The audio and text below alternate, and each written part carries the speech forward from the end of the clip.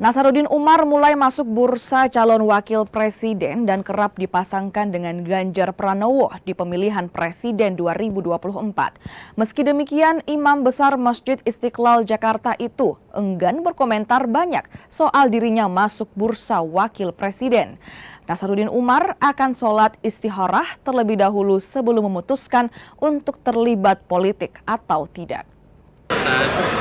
Saya percaya ya, biasanya Pak Usman Hamid apapun yang ditangani itu berhasil. Jadi kita demi bangga ya punya ketua. Mau dia ya, saya pikir tadinya nggak mau,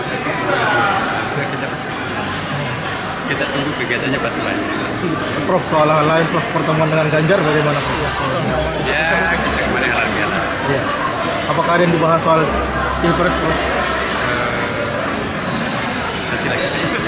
Apakah sudah siap, Prof, untuk menjadi masuk bursa cawapres? Kita istihara dulu. Sudah istirahat.